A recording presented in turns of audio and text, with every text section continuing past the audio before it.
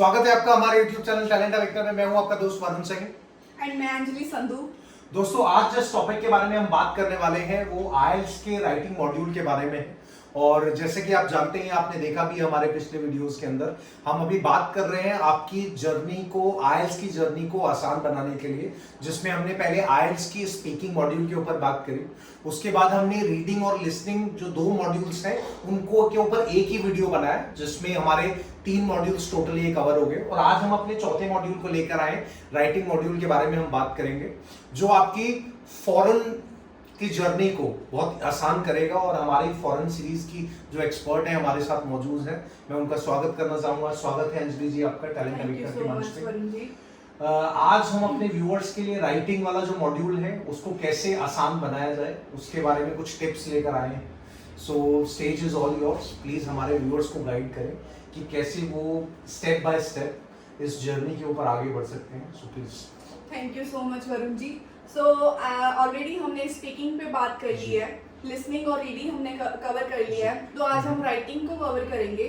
So students को मैं ये बताना चाहती हूँ, जो राइटिंग हमारा मॉड्यूल है उसमें जो हमारे पास टास्क होते हैं वो 2 ही होते हैं। ओके। और 1 बाय 1 मैं दोनों टास्क की बात करूंगी। बहुत इजी चीज है, अगर राइटिंग को आपने समझ लिया तो आप इसको अटेम्प्ट भी बहुत अच्छे से कर सकते हो। सो मैं टास्क 1 की बात करूंगी सबसे पहले। वरुण जी, हमारे पास जो टास्क 1 में टाइम होता है, तो मैं ऑलवेज यही बोलती हूँ 18 से 20 मिनट हमने टास्क 1 को देने हैं। इसका रीजन क्या है, जो हमारे टास्क 1 है उसकी जो बैंड्स है ओनली 3 डिवाइड हुए हैं। जो 3 है वो हमें टास्क 1 से लेने होते हैं और टास्क 2 से हमें बाकी जो 6 बैंड है वो वहां से लेने होते हैं। तो होता क्या है कि टास्क 1 में हमारे पास क्या आती है, आपको ग्राफ को इलाबोरेट करना होता है, आपको फिगर्स दी जाती हैं, आपको उसको एक्सप्लेन करना होता है, अपनी लैंग्वेज में एक्सप्लेन करना होता है। लेकिन कुछ चीजें होती है जो हमने मेंशन करनी होती है। पहले मैं बता देती हूँ कि कैसे कैसे हमारे पास चार्ट्स आते हैं। लाइन ग्राफ में आ सकते हैं, जैसे ये सिंपल लाइन है तो यहाँ पे आपको फिगर्स दी जा सकती है, किसी कंट्री की, किसी चीज का सर्वे दिया जा सकता है, तो आपने उसको एक्सप्लेन करना है अपनी बॉडी पैराग्राफ्स में। तो यहाँ पे ध्यान रखने वाली चीज ये है कि आपने 2 बॉडी पैराग्राफ्स बनाने हैं, और उस चार्ट को, अगर आपके पास एक सिंगल चार्ट है तो आपने हाफ, और इसमें पहले बॉडी पैराग्राफ में कवर करना है और सेकंड में आपने हाफ कवर करना है। आफ्टर दैट आपने क्या करना है, अगर आपके पास कॉम्बिनेशन आ गया, सपोज करो लाइन ग्राफ और बार ग्राफ दोनों आ गए, तो आपने पहले में लाइन जब बार कर देना है और सेकंड में आपने दूसरा करना है। अगर आप चाहो तो हाफ दोनों को कंबाइन करके भी एक्सप्लेन करना कर सकते हो। लेकिन मेन चीज क्या है कि आपने एक ही बीबी में सब कुछ नहीं कर देना है कि हाँ एक में एक्सप्लेन कर दिया, डिस्कस कर दिया। That is not a right way to explain this task. और थर्ड हमारे पास लाइफ साइकिल आ सकते हैं, प्रोसेस चार्ट आ सकता है, डायग्राम आ सकती है। तो यहाँ पे लाइफ साइकिल आ सकते हैं हमारे पास, जैसे टॉर्टवाइज का हो गया, ये चीजें आ जाती है। प्रोसेस चार्ट में कोई भी मशीनरी का आ सकता है, डायग्राम में कोई भी डायग्राम आ सकती है, उसको आपने एक्सप्लेन करना है अपनी लैंग्वेज में। टेबल चार्ट आ जाता है आपको हॉरिजॉन्टल और वर्टिकल लाइंस में। पाई चार्ट आ जाता है जिसमें आपको सेम चीज ही आपको इलाबोरेट करनी है, बस उसका मैटर चेंज हो जाता है। एंड इवन मैप आ जाता है, तो मैप में आपका पास्ट हो सकता है, प्रेजेंट हो सकता है और उसके बाद फ्यूचर भी हो सकता है। तो यही चीजें हैं। और उसके चीज में जो सबसे मेन चीज है, जो हमारे पास ये ग्राफ्स आते हैं, चार्ट्स आते हैं, हमने चेक करना है कि उस पर ईयर कौन सा मेंशन है, क्योंकि हमारा पास्ट और प्रेजेंट और फ्यूचर बहुत मैटर करता है। और थर्डली चीज मैटर करती है हमारे स्टार्टर्स एंड कनेक्टर्स। हम जब बॉडी पैराग्राफ स्टार्ट कर रहे हैं, हमारा स्टार्टर क्या है, क्योंकि क्या होता है बहुत सारे बच्चे कहीं से भी सीख लेते हैं तो सेम स्टार्टर यूज कर देते हैं।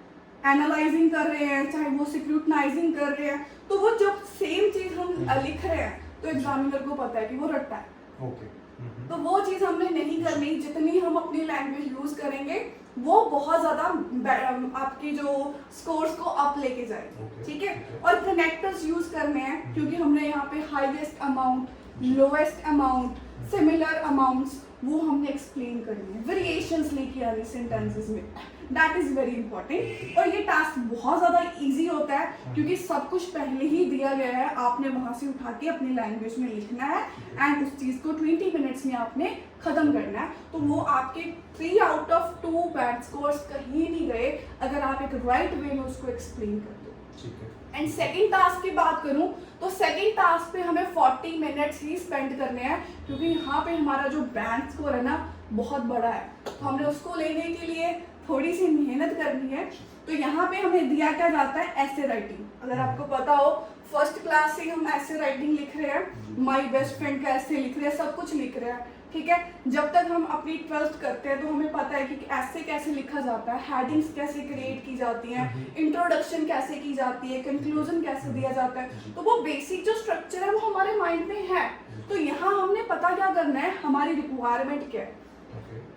तो जो हमारा जो जर्नल ऐसे राइटिंग होगी वो किसी भी टॉपिक पे हो सकता है, वो अनएम्प्लॉयमेंट पे हो सकता है, आप एग्री हो डिसएग्री हो, आप इस प्रॉब्लम का क्या सोल्यूशन हो सकता है, प्रॉब्लम कैसे अराइज हुई है, उस चीज़ को आपने सेंटेंसेस में बताना है कि आप उस चीज़ को कैसे देखते हो। तो यहाँ मटेरियल ज़्यादा नहीं चाहिए आपको, पॉइंट्स 2 से 3 चाहिए।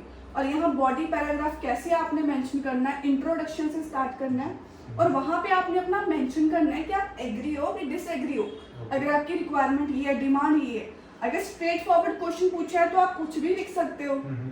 अगर पॉजिटिव नेगेटिव पूछा है तो आप ये चीज बता सकते हो कि इसके पॉजिटिव इफेक्ट्स ज्यादा हैं या नेगेटिव ज्यादा हैं। फॉर एग्जांपल पोल्यूशन, ठीक है, तो आज के टाइम पे पोल्यूशन का क्या पॉजिटिव नेगेटिव इफेक्ट्स आ रहा है वो हम बता सकते हैं।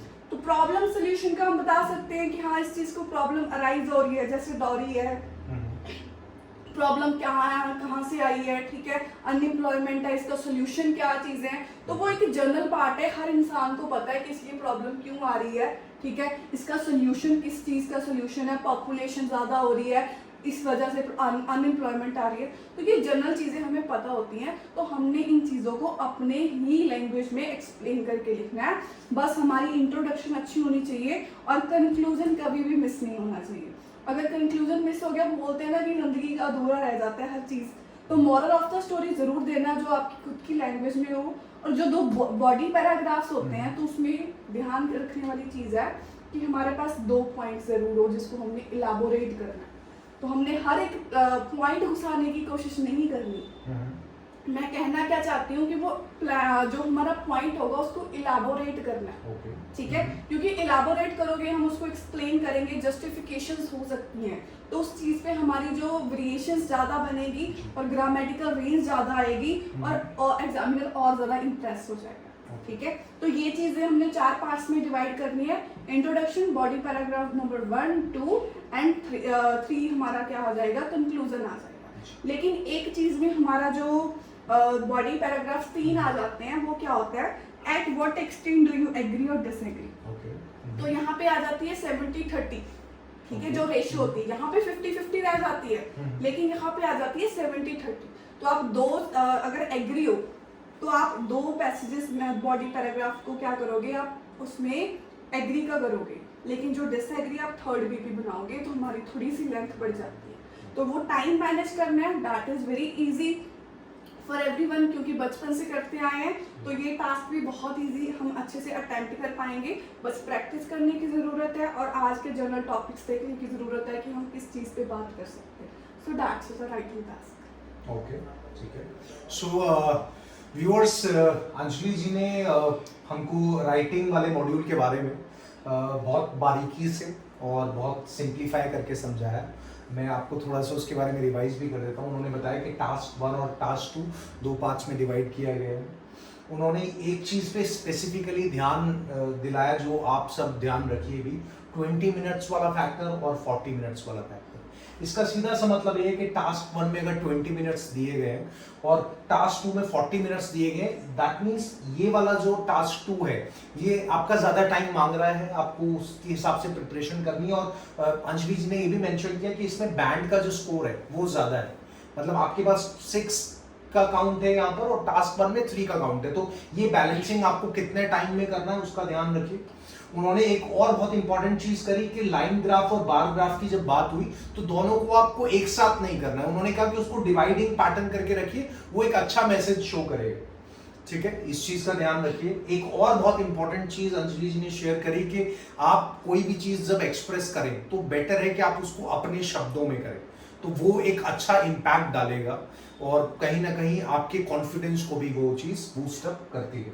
सो thank you very much Anjali ji, बहुत अच्छे से आप हमेशा हमारे व्यूअर्स को गाइड करती हैं, आज भी आपने वो चीज़ करी, तो thanks a lot for that. और आज का हमारा वीडियो का हम एंड करें और हमेशा हम कोई स्टोरी लेकर आते हैं जो हमारे व्यूअर्स को इंस्पायर करती है। आज की जो स्टोरी है, जैसे आपने यहाँ पर टास्क वाला फैक्टर भी मेंशन किया हुआ है, सो ये एक थॉट लेकर आता है यहाँ पर कि क्या होता है कि लाइफ में हम गोल्स बहुत सारे सेट करते हैं, आपने भी देखा होगा, हम आप सब करते हैं, नॉर्मल सेट किया होगा, हम सब लोग करते हैं। अब क्या होता है जब गोल सेट करते हैं तो गोल का ना एक और दोस्त होता है जो उसके साथ आ जाता है। अब वो दोस्त बहुत बार हमें पसंद नहीं आता, बट वो दोस्त आता जरूर है। गोल के साथ दोस्त आता है जिसको बोलते हैं चैलेंज। देखिए आपने, मैं जैसे ही बोला आपने पहले से ही तैयार थे, तो गोल्स और चैलेंजेस दोनों दोस्त हैं। अब अगर गोल हमने चुन लिया तो फिर चैलेंज से कैसे दूरी रख सकते हैं? हमारे प्यारे कलाम साहब, हम सबके प्यारे जो थे, वो एक बड़ी खूबसूरत बात कहा करते थे। उन्होंने बोला था कि अगर सूरज की तरह चमकना है ना, तो पहले सूरज की तरह तपना सीखो। बहुत सारे लोगों को, आपको पता है, किचन में जाते हैं और कहते हैं अपने फैमिली मेंबर्स को, आज ना दाल बना दो, दाल चावल ना बहुत फेवरेट है मेरा। अब आपको एक बात बताऊं दोस्तों, अगर दाल सही से पकी नहीं होगी ना तो वो स्वाद नहीं देगी। इसका मतलब समझ में आया? इसका मतलब ये है कि तपना बहुत इंपॉर्टेंट है, क्योंकि वो कहीं ना कहीं आपको और मजबूत और निखार देता है। सोना जो है ना, उसके अंदर भी निखार आता है, पहले उसको ताप फेस करना पड़ता है। तो इसका मतलब समझ में आया? इसका सीधा सा मतलब है कि जब गोल आपने चुन लिया ना, तो फिर चैलेंज वाले दोस्त को भी गले लगा दीजिए, जादू की झप्पी दे दीजिए, वो आपकी जर्नी को आसान बना देगा। उससे घबराइए मत, उससे दोस्ती कीजिए, ठीक है? सो दोस्तों, फिर आपसे आगे मिलेंगे अपने और वीडियोस के साथ। तब तक अपना अच्छे से ध्यान रखिए और आप बहुत स्पेशल हो। Thank you very much.